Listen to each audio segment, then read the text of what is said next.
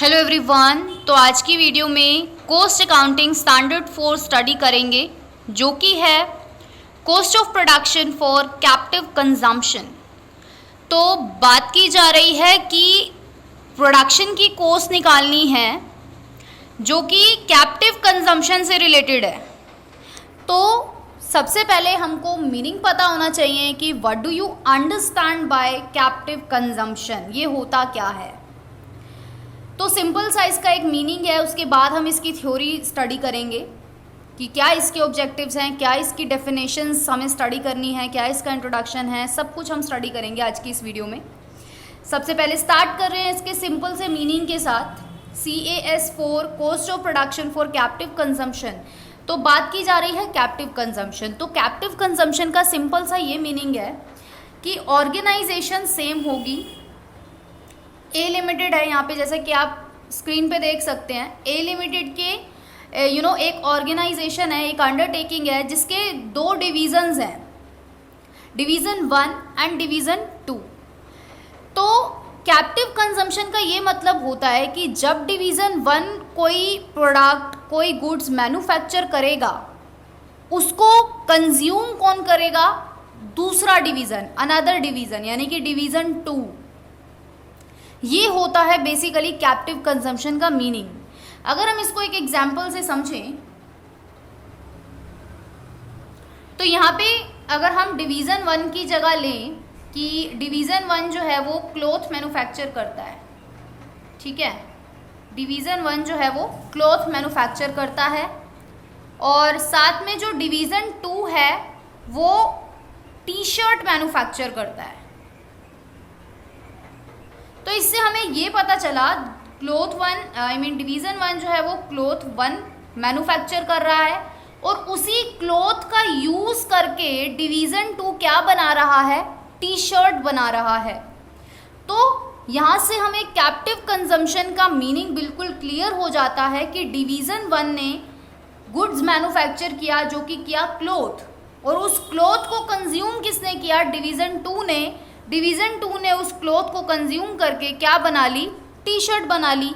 और ये ए लिमिटेड के अंदर ही हो रहा है। घर का काम घर के अंदर ही हो रहा है, ऑर्गेनाइजेशन का काम ऑर्गेनाइजेशन के अंदर ही हो रहा है। तो चलिए अब इसकी ब्रीफ स्टडी करते हैं। तो जैसे कि आप स्क्रीन पे देख सकते हैं, cost of production for captive consumption की हम बात कर रहे हैं। तो CAS4 जो है वो इशू किया था institute of cost and works accountant of India, यानी कि ICWAI के द्वारा ये इशू किया गया था। और ये स्टैंडर्ड डील करता है determination of cost of production for captive consumption. ये जो कैप्टिव कंजम्पशन हुआ, यानी कि ये जो क्लॉथ मैन्युफैक्चरिंग हुई, जो अभी हमने एग्जाम्पल में समझा, इसकी क्या कॉस्ट आई, क्या कॉस्ट ऑफ प्रोडक्शन आई, वो ये स्टैंडर्ड उस चीज़ से डील करता है। तो इंट्रोडक्शन में हम पढ़ेंगे तो बोला गया है वही सेम बात कि cost accounting principal for determination of cost of production is well establish. हम जानते हैं कि प्रोडक्शन की कॉस्ट निकालने के लिए जो भी हमारे कॉस्ट अकाउंटिंग प्रिंसिपल्स हैं वो सारे वेल एस्टैब्लिश्ड हैं। सिमिलरली कोई भी गुड्स जो यूज़ हो रहा है कैप्टिव कंजम्पशन के पर्पज़ से, उस गुड्स पे एक्साइज ड्यूटी भी लगती है, हम जानते हैं। और एक्साइज ड्यूटी पर जो भी रूल्स रेगुलेशंस हैं वो भी वेल डिफाइंड हैं। तो अभी हमने कैप्टिव कंजम्पशन का मीनिंग पढ़ लिया है। कैप्टिव कंजम्पशन का मतलब क्या है? The consumption of goods manufactured by one division and consumed by another division. Captive consumption का क्या मतलब हुआ कि गुड्स का कंजम्पशन किया जा रहा है एक डिवीज़न के द्वारा, और मतलब एक डिवीज़न जो है उस गुड्स को मैन्युफैक्चर कर रहा है और दूसरा डिवीज़न उस गुड्स को क्या कर रहा है? कंज्यूम कर रहा है। और ये दोनों ही डिवीज़न जो हैं वो सेम ऑर्गेनाइजेशन से रिलेटेड हैं। और सबसे इम्पॉर्टेंट जो यहाँ पे बात की जा रही है वो यहाँ पे देखिए आप,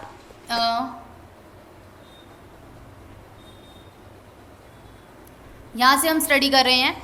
according to the central excise valuation rules 2000 के according the assessable value of goods used for captive consumption is 115%। कि सेंट्रल एक्साइज वैल्यूएशन रूल्स जो है 2000 में जो बने थे, मतलब 2000 का ये जो एक्ट है रूल्स का, असेसिबल वैल्यू ऑफ गुड्स जो यूज हो रही हैं कैप्टिव कंजम्पशन के लिए वो 115% मानी जाएंगी। ऑफ किसके 115%? Cost of production of such goods, कि जो भी वो गुड्स बने उस गुड्स का जो भी कॉस्ट आई उसका 115% क्या होगा? एक्साइज वैल्यूएशन होगा, सेंट्रल एक्साइज वैल्यूएशन होगा। ऑब्जेक्टिव की बात कर लेते हैं अब हम। क्या ऑब्जेक्टिव है इस स्टैंडर्ड का? CAS4 स्टैंडर्ड का क्या ऑब्जेक्टिव है कि the purpose of this standard is to bring uniformity in the principles and methods, कि इस स्टैंडर्ड का वही पर्पस है जो सभी स्टैंडर्ड का होता है, यूनिफॉर्मिटी और लानी है, कंसिस्टेंसी लानी है। जो भी हम कॉस्ट ऑफ प्रोडक्शन डिटरमाइन कर रहे हैं उसके प्रिंसिपल्स में, उसके मेथड्स में हमें यूनिफॉर्मिटी लानी है, कंसिस्टेंसी लानी है। ऑफ एक्साइजेबल, एक्साइजेबल मतलब जिन पे एक्साइज ड्यूटी लगेगी उनकी बात हो रही है यहाँ पे। Number 2, the cost statement prepared based on standard will be used for the determination of accessible. हम जानते हैं, अभी हमने पढ़ा भी था कि जो भी कॉस्ट ऑफ प्रोडक्शन होगी उस कॉस्ट स्टेटमेंट को जो है प्रिपेयर किया जाता है इस स्टैंडर्ड के बेस पे। तो उस कॉस्ट स्टेटमेंट को हम यूज करते हैं, किस लिए यूज करते हैं? एक्साइजेबल वैल्यू को असेस करने में, कि इस गुड्स पे कितनी एक्साइज ड्यूटी लगेगी। जैसे कि अभी हमने पढ़ा 115% की, तो जो भी cost of goods of production आएगा कैप्टिव कंजम्पशन का, उसका 115% जो है वो एक्साइजेबल गुड्स मतलब एक्साइजेबल ड्यूटी लगेगी। Third, the standard and it's disclosure requirement will provide better transparency, कि ये जो स्टैंडर्ड है और इसका जो डिस्क्लोजर है इसमें जो है आपको जो है बेटर ट्रांसपेरेंसी जो है दी जाएगी इन दी वैल्यूएशन ऑफ एक्साइजेबल गुड्स, ताकि जो है आप अच्छी तरीके से जो है गुड्स की एक्साइजेबल वैल्यू डिटरमाइन कर पाएँ जो गुड्स कैप्टिव कंजम्पशन के लिए यूज़ हुए हैं।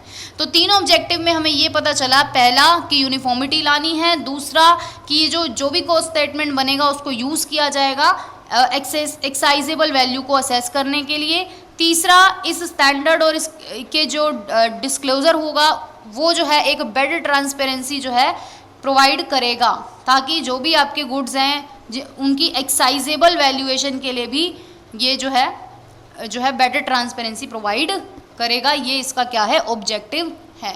स्कोप की बात करें तो the standard is to be followed for determining the cost of production, की ये जो स्टैंडर्ड फॉलो किया जाता है ये कॉस्ट ऑफ प्रोडक्शन को डिटरमाइन करने के लिए किया जाता है।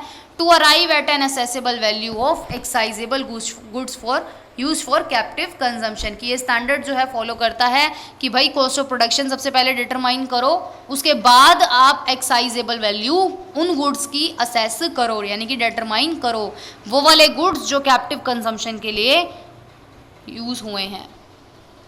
Second, cost of production will include cost various cost components. हम जानते हैं जो भी हम इसमें कॉस्ट ऑफ प्रोडक्शन कैलकुलेट करेंगे उसमें हम वेरियस अलग अलग कॉस्ट कंपोनेंट्स लेंगे, इंक्लूड करेंगे, और ये जो है हमारे CAS1 में ऑलरेडी डिफाइंड है, और CAS1 की हम ऑलरेडी वीडियो अपलोड कर चुके हैं। उसमें हमने क्लासिफिकेशन ऑफ कॉस्ट पढ़ा था, आपको याद होगा। कॉस्ट के काफ़ी सारे आइटम्स हमने स्टडी किए थे, तो वो सब इंक्लूड होंगे। और डेफिनेशन की बात करें तो इसमें 3 तरीके की हमें डेफिनेशंस गिवन है। पहली कॉस्ट ऑफ प्रोडक्शन, दूसरी कैप्टिव कंजम्पशन, तीसरी नॉर्मल कैपेसिटी। तो कॉस्ट ऑफ प्रोडक्शन का क्या मतलब है? सिंपल सा कि मटेरियल कितना कंज्यूम हुआ, डायरेक्ट वेजेस कितनी है, सैलरी कितनी है, ये सब आप इंक्लूड करेंगे कॉस्ट ऑफ प्रोडक्शन जब आप डिटरमाइन करोगे। Direct expenses, work overheads, quality control cost कितनी आई, रिसर्च और डेवलपमेंट की कॉस्ट कितनी आई, पैकिंग की कॉस्ट कितनी आई, ये सब आप इंक्लूड करेंगे आप जब भी कॉस्ट ऑफ प्रोडक्शन निकालेंगे। एडमिनिस्ट्रेटिव ओवरहेड रिलेटिंग टू, जो प्रोडक्शन से रिलेटेड हो वो वाले आप इसमें इंक्लूड करेंगे। तो जब आप कॉस्ट ऑफ प्रोडक्शन इसमें निकाल लोगे ना, तो फिर जो है to arrive at cost of production of goods dispatch for captive consumption, मतलब जब आप जो है उन गुड्स की कॉस्ट ऑफ प्रोडक्शन निकाल लेंगे जो गुड्स कैप्टिव कंजम्पशन के लिए यूज़ होने हैं, तो जो भी एडजस्टमेंट है वो भी हम कर लेंगे। लाइक एडजस्टमेंट क्या हो सकती हैं? Stock of work in process, कि ऐसे स्टॉक जो अभी जिनका काम चल रहा है, प्रोसेस में है, फिनिश्ड गुड्स की कॉस्ट और recoveries for sales of scrap, scrap बेचते हैं तो वो रिकवरी भी, उसको भी कंसीडर करेंगे, उसको भी एडजस्टमेंट करेंगे, और कोई वेस्टेज हुआ है तो उसको भी एडजस्ट करेंगे। फिर हमारी जो है टोटल कॉस्ट ऑफ प्रोडक्शन निकल करके आएगी। जब आप कॉस्ट शीट प्रिपेयर करेंगे तब आपको ये ज़्यादा क्लैरिटी मिलेगी। तो बहुत ईजी है, ये कुछ नहीं है। सेकेंड, कैप्टिव कंजम्पशन की बात करें तो बहुत बारी पढ़ लिया है अभी कि वही कंजम्पशन ऑफ गुड्स जब मैन्युफैक्चर किया जा रहा है एक डिवीज़न के द्वारा और किसी दूसरे डिवीज़न के द्वारा जो है उसको कंज्यूम किया जा रहा है, और वो दोनों ही डिवीज़न जो है वो सेम ऑर्गेनाइजेशन के हैं। थर्ड, नॉर्मल कैपेसिटी की बात करें तो नॉर्मल कैपेसिटी क्या है? इज द प्रोडक्शन अचीव्ड, कि कितना प्रोडक्शन अचीव हो गया है, कितना प्रोडक्शन हो गया है on an average over a period और सीजन अंडर नॉर्मल सर्कमस्टेंसेज में, ठीक है। और जो भी लॉस ऑफ कैपेसिटी हुई है resulting from plant maintenance CS2 में, वो भी इसमें जो है हम कंसीडर करेंगे। अब आता है डिटर्मिनेशन, आप कैसे करोगे कॉस्ट ऑफ प्रोडक्शन। अब अगर आपको निकालनी है कैप्टिव कंजम्पशन की तो आप कैसे करोगे? नंबर 1, आप मटेरियल कंज्यूम, देखा अभी हमने ये पढ़ा था ना फर्स्ट वाले में, डेफिनेशन के फर्स्ट पॉइंट में जितने भी पॉइंट्स पढ़े थे ना आपने, like material consume, direct wages, salary, direct expenses, ये सारे आपको यहाँ पे बताए गए हैं कि आप कैसे निकालोगे। तो पहला, आप मटेरियल कंज्यूम कैसे निकालोगे? इंडिजीनियस मटेरियल, सब मटेरियल आप इसमें इंक्लूड करोगे, इम्पोर्टेंट मटेरियल इंक्लूड करोगे, बोट आउट आइटम्स इंक्लूड करोगे, सेल्फ मैन्युफैक्चर्ड आइटम्स आप इसमें इंक्लूड करेंगे, प्रोसेस मटेरियल, जो भी मटेरियल अभी प्रोसेस में है, और अदर आइटम्स, ये सब आप मटेरियल कंज्यूम में इंक्लूड करेंगे। फिर आपका मटेरियल कंज्यूम निकल करके आएगा। Cost of material consume shell consist of cost of material. अब कॉस्ट ऑफ मटेरियल जो भी कंज्यूम हुआ है उसमें क्या क्या इंक्लूड होगा? मटेरियल की कॉस्ट भी इंक्लूड होगी, कोई ड्यूटी एंड टैक्सेस लग रहा है उन मटेरियल्स के ऊपर तो वो भी आप इंक्लूड करोगे, क्योंकि वो भी तो कॉस्ट है ना, वो भी तो लागत है। फ्रेट इनवर्ड्स, कि वो मटेरियल आया उसका भाड़ा, तो वो इंक्लूड करेंगे। कोई इंश्योरेंस आपने उन पे कराया है वो कॉस्ट में इंक्लूड करोगे, और कोई भी अदर एक्सपेंडिचर जो आपने उस मटेरियल पर लगाया है वो सभी आपके कॉस्ट में ऑफ मटेरियल कंज्यूम में इंक्लूड होगा। डायरेक्ट वेजेस एंड सैलरी की बात करें तो डायरेक्ट वेजेस एंड सैलरी में क्या इंक्लूड होगा? हाउस रेंट अलाउंस जो आप दे रहे हो, ओवर टाइम इंसेंटिव दे रहे हो, पेमेंट्स दे रहे हो, ये सब। तो डायरेक्ट वेजेस एंड सैलरी जो भी आप दे रहे हो अपने एम्प्लॉयज़ को, like contribution to PF and ESIS, bonus आप दे रहे हो, कोई प्रोविज़न फॉर रिटायरमेंट बेनिफिट है वो दिया, मेडिकल बेनिफिट दिया, सब्सिडाइज फूड दिया, लीव विद पे दी, और लीव एनकैशमेंट वो भी एक तरीके से यही होता है। Other allowance such as children education allowance, ये सब आपके डायरेक्ट वेजेस एंड सैलरी में आप इंक्लूड करेंगे। Third, direct expenses. तो डायरेक्ट एक्सपेंसेस वो एक्सपेंसेस होते हैं जो, लेकिन हाँ, डायरेक्ट एक्सपेंसेस में इन्होंने साफ साफ बोल दिया है कि direct expenses are the expenses other than direct material cost और डायरेक्ट एम्प्लॉय कॉस्ट, यानी कि हम इसमें डायरेक्ट एक्सपेंसेस में डायरेक्ट मटेरियल कॉस्ट और डायरेक्ट एम्प्लॉय कॉस्ट को इंक्लूड नहीं करेंगे, और इन दोनों के अलावा जो भी खर्चे हैं वो सभी डायरेक्ट एक्सपेंसेस कहलाएंगे। अब वो खर्चे क्या है? नंबर 1, कॉस्ट ऑफ यूटिलिटी, जैसे कि fuel, power, water, steam etcetera, ये सारे क्या हैं? डायरेक्ट एक्सपेंसेस हैं। रॉयल्टी बेस्ड ऑन प्रोडक्शन भी डायरेक्ट एक्सपेंसेस है। कोई टेक्निकल असिस्टेंस ली है ना, टेक्निकल हेल्प ली है, उसकी फीस पे करी है तो वो भी डायरेक्ट खर्चा है। कोई अमोर्टाइज्ड कॉस्ट है लगी है, लाइक पेटेंट की मान सकते हैं। कोई जॉब चार्जेस है, कोई हायर चार्जेस, मतलब आपने कोई टूल एंड इक्विपमेंट हायर किया है उसके चार्जेस। जॉब चार्जेस में देखिए वो होता है जैसे कोई चीज़ हमें नहीं आती तो हम किसी को असाइन करेंगे वो जॉब, हो सकता है वो बंदा बाहर का हो तो हम उसको जो भी चार्जेस पे करेंगे वो डायरेक्ट एक्सपेंसेस होंगे। 7th, charges for a particular product designing, ये सब जो है डायरेक्ट एक्सपेंसेस में इंक्लूड होंगे। उसके बाद वर्क ओवरहेड्स की बात करें तो वर्क ओवरहेड्स क्या है? इनडायरेक्ट कॉस्ट होती है। हम जानते हैं ओवरहेड्स हमारे क्या होते हैं? इनडायरेक्ट जो भी हमारे खर्चे होते हैं जो हमारे प्रोडक्शन से लिंक्ड तो होते हैं पर डायरेक्टली लिंक ना होकर इनडायरेक्टली लिंक्ड होते हैं। पहला, कंज्यूमेबल स्टोर एंड स्पेयर्स। दूसरा, कोई depreciation of plant and machinery, factory, building, ये सब अगर कोई खर्चा हुआ है ये सब ओवरहेड्स आएगा। Lease rent of production asset, है ना, लीज पे अगर आपने कोई एसेट लिया है उसको आप रेंट पे कर रहे हो तो वो भी वर्क ओवरहेड होगा। रिपेयर एंड मेंटेनेंस के कोई खर्चा हुआ है वो आपका वर्क ओवरहेड में आएगा। कोई इनडायरेक्ट एम्प्लॉय कॉस्ट आई है, प्रोडक्शन एक्टिविटी से कनेक्टेड है और वो भी वर्क ओवरहेड में कैलकुलेट करेंगे आप। Drawing and designing department cost, आपने कुछ ड्राइंग या कुछ डिज़ाइन किया है डिपार्टमेंट को, उसकी जो लागत आई है वो वर्क ओवरहेड में कैलकुलेट की जाएगी, इंक्लूड की जाएगी। Insurance of plant and machinery और स्टॉक ऑफ रॉ मटेरियल ये भी आएगा। Amortised cost of fixture, tooling etcetera ये भी आप कैलकुलेट करेंगे वर्क ओवरहेड्स में। Service department cost such as tool room, engineering, pollution control etcetera ये सारे हमारे इनडायरेक्ट खर्चे हैं और ये वर्क ओवरहेड में हम इंक्लूड करेंगे। उसके बाद क्वालिटी कंट्रोल कॉस्ट, कौन सा एक्सपेंस होता है जो क्वालिटी कंट्रोल एक्टिविटी से रिलेटेड होता है कि हमको क्वालिटी बनाए रखनी है ना, क्वालिटी हमारा जो स्टैंडर्ड है उसको बनाए रखना है, उसमें जो भी खर्चा आ रहा है वो क्वालिटी कंट्रोल कॉस्ट कहलाएगा। दिस एक्सपेंसेस शैल इंक्लूड, अब इस एक्सपेंसेस में क्या क्या इंक्लूड होगा, सैलरी, वेजेस, जो भी एम्प्लॉयज़ से रिलेटेड है, जो क्वालिटी कंट्रोल एक्टिविटी से एंगेज्ड हैं, और या फिर अदर रिलेटेड एक्सपेंस, तो सारे वो क्वालिटी कंट्रोल कॉस्ट में आएंगे। 6 आता है रिसर्च एंड डेवलपमेंट कॉस्ट। तो research and development cost incur होती है किस लिए, डेवलपमेंट और इम्प्रूवमेंट के लिए, किसके, of the process of existing product. भाई हमें अब प्रोडक्ट में कुछ डेवलपमेंट करना है, उसके बारे में और ज़्यादा रिसर्च करनी है, उसको इम्प्रूव करना है, तो हमारी रिसर्च एंड डेवलपमेंट कॉस्ट तो आएगी ना। 7th एडमिनिस्ट्रेटिव ओवरहेड्स की बात करें तो जो प्रोडक्शन एक्टिविटी से रिलेटेड होगा वो वाला हम लेंगे यहाँ पे, है ना। एडमिनिस्ट्रेटिव ओवरहेड जो कि प्रोडक्शन एक्टिविटी से रिलेटेड है वो हम इंक्लूड करेंगे, जैसे कि क्या, marketing, project management, corporate office expenses, ये सब एक्सक्लूड होगा, इसको हम इंक्लूड नहीं करेंगे।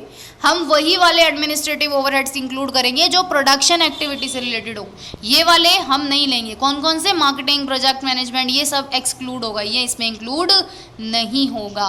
पैकिंग कॉस्ट की बात करें तो if product is transferred, dispatched, duly packed for captive consumption, कोई प्रोडक्ट हमने ट्रांसफ़र कर दिया है और वो पैक कर दिया है हमने कैप्टिव कंजम्पशन के लिए, मतलब आगे दूसरे डिवीज़न के लिए वो जाएगा उसके पास, और तो जो भी पैकिंग की कॉस्ट आएगी वो सब पैकिंग कॉस्ट में इंक्लूड होगा।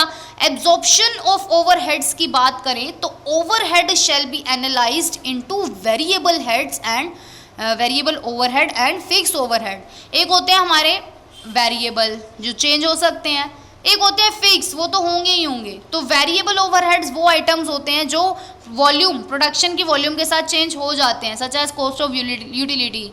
लेकिन जो फिक्स कॉस्ट होती है वो चेंज नहीं होती, चाहे आप कितना भी प्रोडक्शन की में वॉल्यूम में चेंज कर लें, जैसे कि रेंट आपका उतना ही लगेगा, सैलरीज आपको उतनी ही पे करनी है।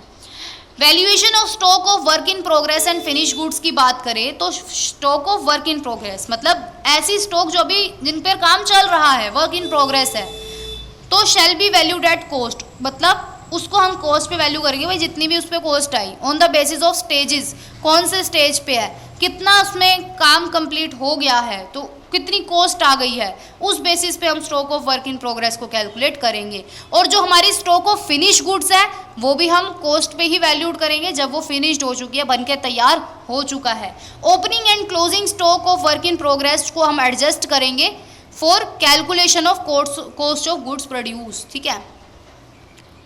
Treatment of joint product and by product, joint product और बाय प्रोडक्ट कौन से होते हैं, उनका क्या ट्रीटमेंट करेंगे। तो अ प्रोडक्शन प्रोसेस में result in more than one product being produce simultaneously. हम जानते हैं प्रोडक्शन प्रोसेस में जो है एक से ज़्यादा प्रोडक्ट जो है प्रोड्यूस हो जाते हैं एक साथ। तो in case joint product are produced, अगर जॉइंट प्रोडक्ट हम बना रहे हैं तो जॉइंट कॉस्ट भी एलोकेट की जाएगी, है ना। हम जॉइंट प्रोडक्ट बना रहे हैं तो जॉइंट कॉस्ट भी एलोकेट की जाएगी ऑन अ रैशनल और कंसिस्टेंट बेसिस पे। तो अब बाय प्रोडक्ट के केस में क्या होगा, जो भी उसकी रियलाइजेबल वैल्यू होगी, मतलब जितने का हम उसको बेच रहे हैं उसको हम कॉस्ट ऑफ प्रोडक्शन में क्रेडिट कर देंगे।